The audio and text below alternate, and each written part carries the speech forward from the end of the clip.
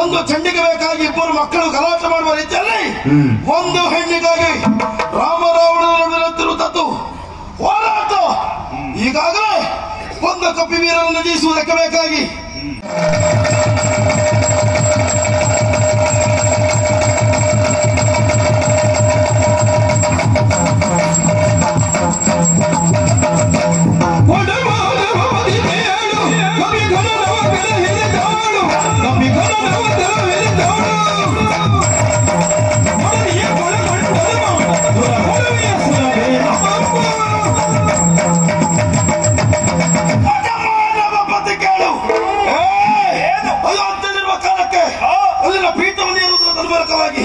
ಮಾನವ ಪತಿಯಾಗಬೇಕಾದಂತ ನೀನು ಇಲ್ಲಿ ಬಂದು ದಾನವರೊಡನೆ ಕಾದಾಟವನ್ನು ಮಾಡುವುದಕ್ಕೆ ಬೇಕಾಗಿ ಮುಂದೆ ಬಂದವನಿದ್ದೀಯ 5 ದಿನದ ಸೇತುವೆಗೆ ಬೇಕಾಗಿ ಬರೆದುಕೊಂಡವನಿದ್ದೀಯ 77 ಕೋಟಿ ಕಪಿನಾಯಕರು 18 ಅರ್ಬುದ ವಾನರರು ಜೊತೆಗೆ ಅವರನ್ನು ಕೂಡಿಕೊಂಡು ಇಲ್ಲಿಯವರೆಗೆ ಬಂದವ ನೀನು ಲೋಕದಲ್ಲಿ ನಿನ್ನಷ್ಟು ದಾರಿದ್ರ್ಯ ಹೊಂದಿದ ವ್ಯಕ್ತಿ ಮತ್ತೊಬ್ಬನಿರುವುದಕ್ಕೆ ಸಾಧ್ಯ ಇಲ್ಲ.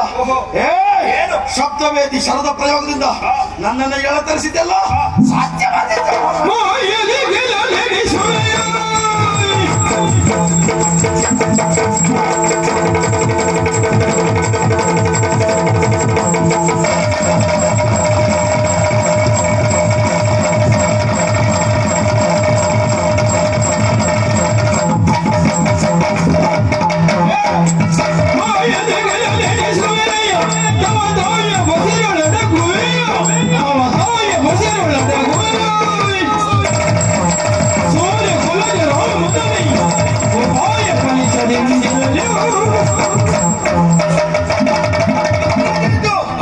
ಈಗಾಗಲೇ ನಮ್ಮವರೆಲ್ಲರನ್ನು ನಿನ್ನ ಮಾಯಕದಿಂದ ಸೋಲಿಸಿದವನಿದ್ದೀಯ. ಹೆದರುಕೊಳ್ಳುವಂತ ಅವಶ್ಯಕತೆ ಎಂತದ್ದು ಇಲ್ಲ. ಒಬ್ಬೊಬ್ಬರಿಗೆ ಒಂದೊಂದು ರೀತಿ ಅನಿಸಿಕೊಳ್ತದೆ. ದಾನವರಾದಂತ ನಮಗೆ ಮಾಯಾವಿದ್ಯೆ ಅನ್ನೋದು ಅಪರಾಧ ಅಲ್ಲ, ನಾವು ವಿದ್ಯೆ ಮುಖಾಂತರ ನಿಮ್ಮ ಕಪಾಟದಿಂದ ಸ್ತ್ರೀಯರನ್ನು ಮೋಸಗೊಳಿಸುವುದು ನಿಮ್ಮ ಯಾರನ್ನು ಮೋಸಗೊಳಿಸಿದ್ದೇವೆ? ಯಾರನ್ನು ಮೋಸಗೊಳಿಸಿದ್ದೇವೆ? ಈಗಾಗಲೇ ನನ್ನ ಮಡದಿಯಾಗಿರುವಂತಹ ಸೀತೆಯನ್ನು ಅಪಹರಿಸಿದವರು ನೀವು. ಮೋಸಗೊಳಿಸಿದ್ದಲ್ಲ, ಹಣ ಬರಗೆಟ್ಟವನ ಎಲ್ಲಿ ಹೋಗುವಾಗ ಹೆಂಡತಿ ಬಿಟ್ಟು ಹೋಗ್ಬೇಕು ಅಂತ ಗೊತ್ತಿರ್ಬೇಕಿತ್ತು. ಆದ್ರೂ ನಾವು ಕುಯುಕ್ತಿ ಮಾಡಿ ಕಪಟವನ್ನ ಆಡಿ ಹೆಣ್ಣನ್ನ ಕರೆತಂದ್ರೆ ತಪ್ಪಲ್ಲ. ಯಾಕೆ ಇದು ಮಾಡ್ಬೇಕಾಗಿತ್ತು ಅಂದ್ರೆ ನಮ್ಗೆ ಬೇಕು. ಯಾಕೆ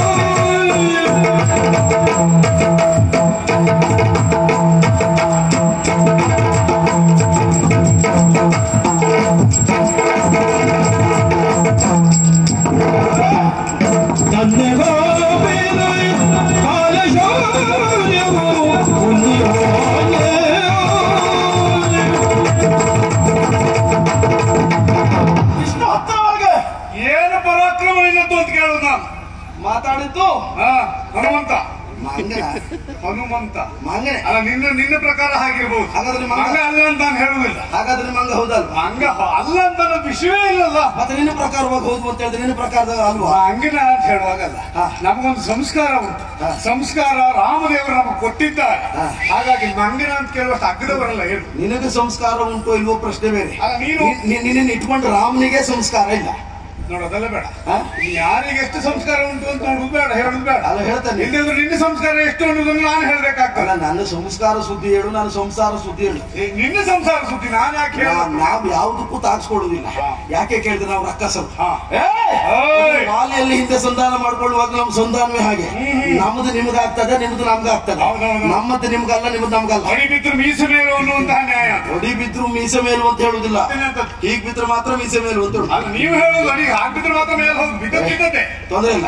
ಹೊಡಿ ಬಿದ್ದಾಗ ಮೀಸಿ ಎತ್ತಿ ಮೇಲೆ ಇಟ್ಕೊಂಡ್ರೆ ಸಂಸ್ಕಾರಹೀನರು ಅಂತ ಹೇಳಿದ್ದು ಯಾಕೆ ಕೇಳು. ಯಾಕೆ? ಲೋಕದಲ್ಲಿ ಒಂದು ಶಿಷ್ಟಾಚಾರ ಉಂಟು, ಮಂಗ ಹೊಕ್ಕ ಮನೆಯನ್ನು ವಾಸ ಮಾಡಬಾರ್ದು ಅಂತ. ಈಗ ಮಂಗನ ಸಾಂಗತ್ಯ ಮಾಡುವವನಿಗೆ ಏನ್ ಹೇಳ್ಬೇಕು?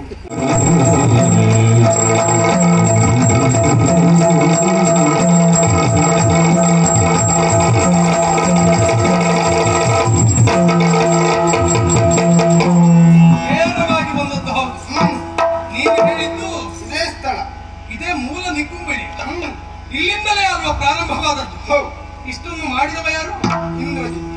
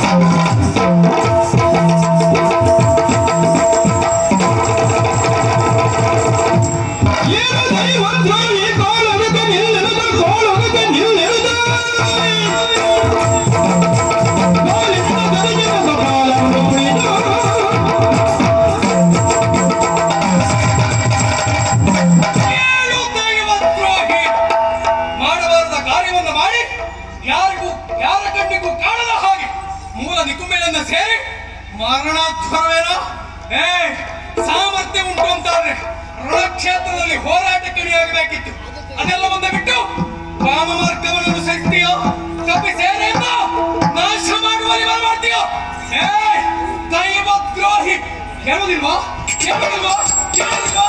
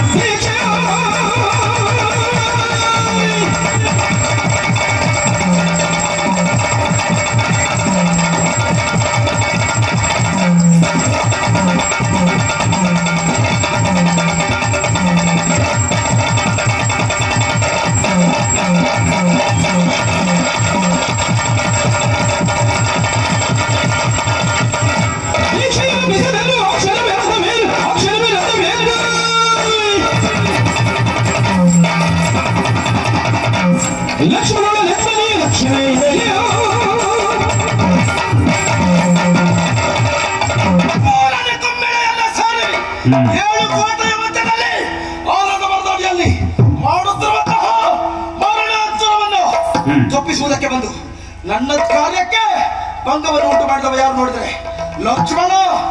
ಲಕ್ಷ್ಮಣ ನನಗೆ ಲಕ್ಷಣೆ. ಅವ ಇಲ್ಲಿವರೆಗೆ ಬಂದು ಇಂತಹ ಕಾರ್ಯವನ್ನು ಮಾಡಬೇಕು ಅಂತಾದ್ರೆ